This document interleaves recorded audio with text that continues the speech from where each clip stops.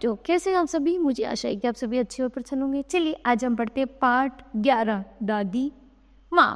इससे पहले पढ़ते हैं हम पाठ परिचय। प्रस्तुत पाठ में लेखक ने अपने बचपन की यादों एवं दादी माँ की स्नेही एवं आकर्षक व्यक्तित्व का बड़ा सुंदर वर्णन किया है। ठीक है, आइए कुछ करके सीखें।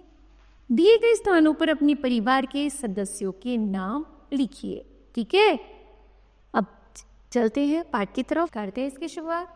कमजोरी ही है अपनी, पर सच तो यह है कि जरा सी कठिनाई पड़ते, बीसों गर्मी बरसात और बसंत देखने के बाद भी मेरा मन सदा नहीं तो प्राय अनमना सा हो जाता है। मेरी शुभ चिंता मित्र मुंह पर मुझे प्रसन्न करने के लिए आने वाली छुट्टियों की सूचना देते हैं और पीठ पीछे मुझे कमजोर और जरा सी प्रतिकूलता से घबराने वाला कहकर मेरा मजाक उड़ाते हैं। मैं सोचता हूँ, अच्छा अब कभी उन बातों को ना सोचूंगा। ठीक है, जाने दो, सोचने से होता ही क्या है। पर बस मेरी आंखों के सामने शरद की शीत किरणों के समान सच शीतल किसी की धुंधली छाया नाच उठती है। मुझे लगता है जैसे क्वार के दिन आ गए हैं। मेरी गांव के चारों ओर पानी ही पानी हिलोरे ले रहा है। दूर की सिवान से बहकर आए हुए मोथा और साय की अधगली घासें, घेरुए और बन प्याज की जड़ें तथा नाना प्रकार की बरसाती घासों के बीच सूरज की गर्मी में खोलते हुए पानी में सड़क एक विचित्र गंध छोड़ रहे हैं। रास्तों में कीचड़ सूख गया है और गांव के लड़के किनारों पर झाग भरी जलाशयों में धमाके से कूद रहे हैं।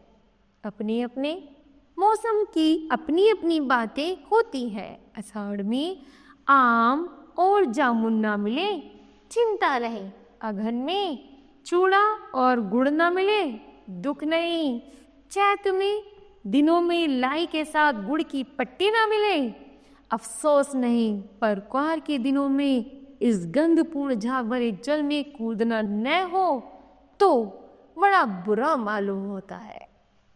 मैं भीतर हुड़क रहा था, एक दिन ही तो कूद सका था, नहा धोकर बीमार हो गया। हल्की सी बारी न जाने क्यों मुझे अच्छी लगती है।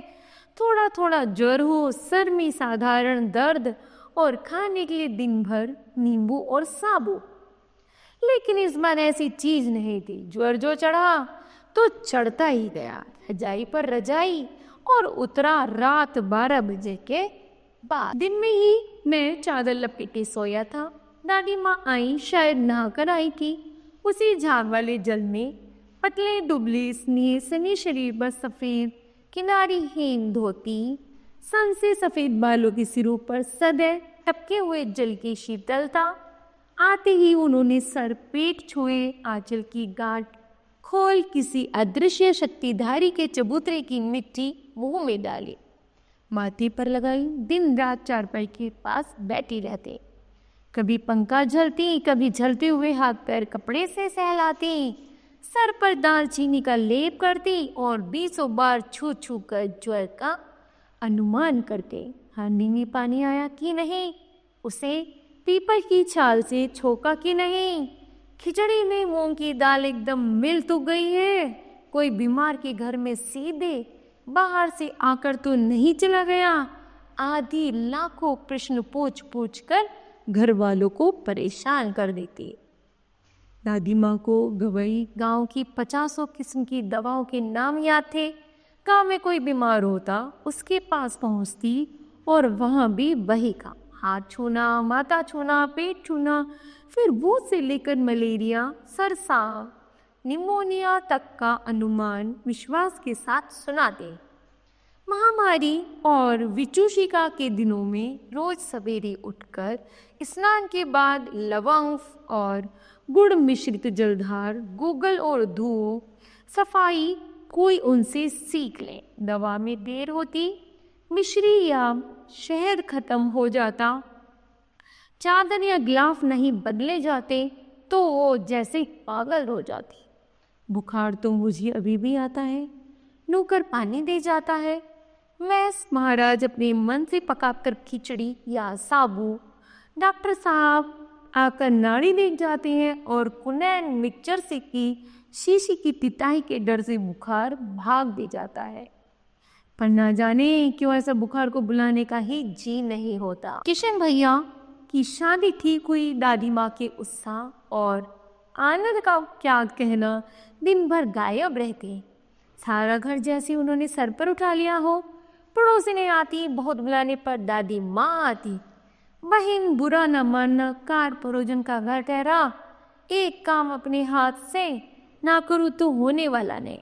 जानने कोई वो सभी जानते हैं कि दादी माँ कुछ करती नहीं, पर किसी काम में उनकी अनुपस्थिति वस्तुतः विलंब का कारण बन जाती।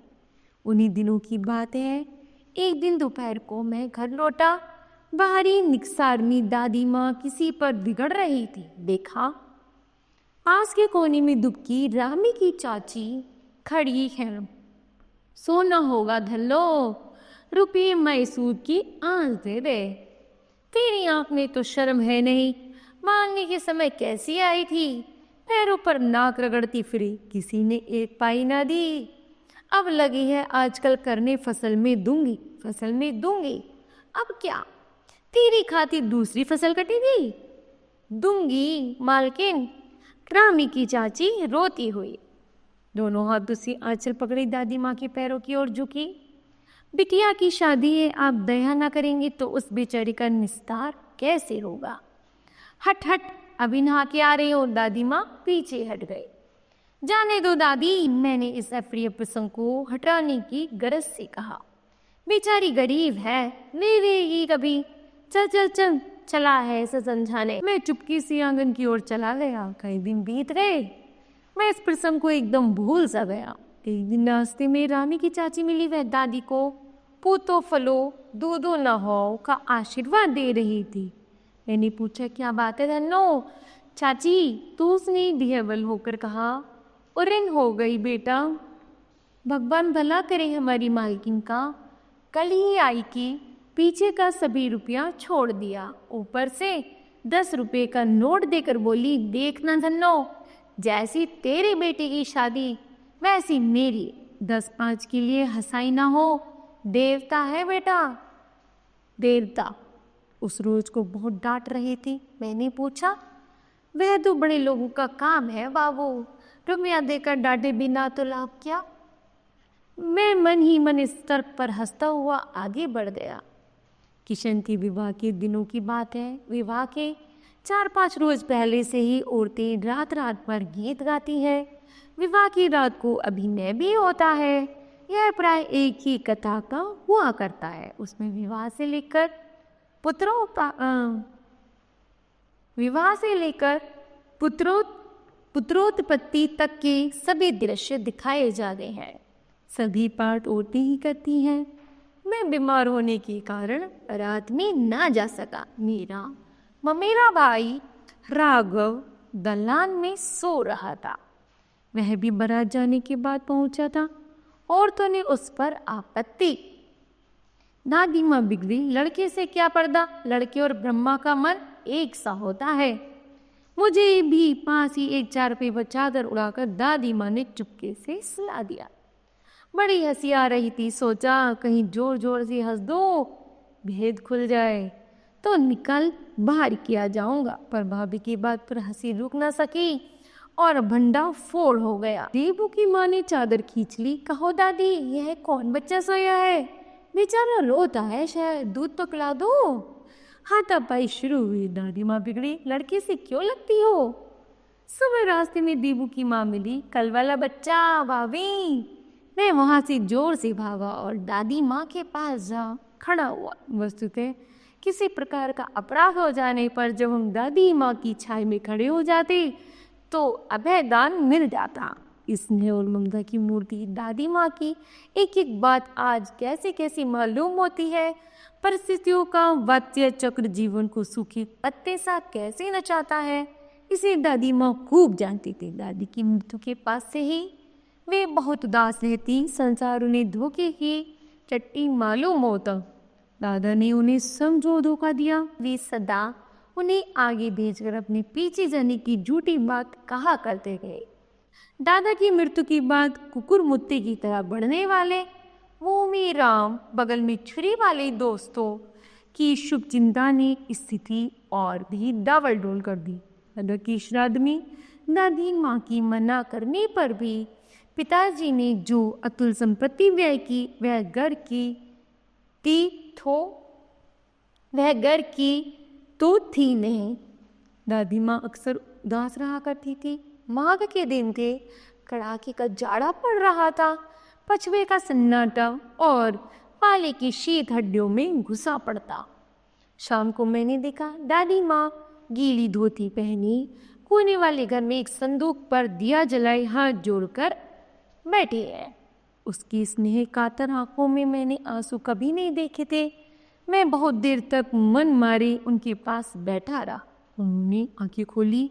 दादी माँ, मैंने धीरे से कहा, क्या है रे, तू यहाँ क्यों बैठा है?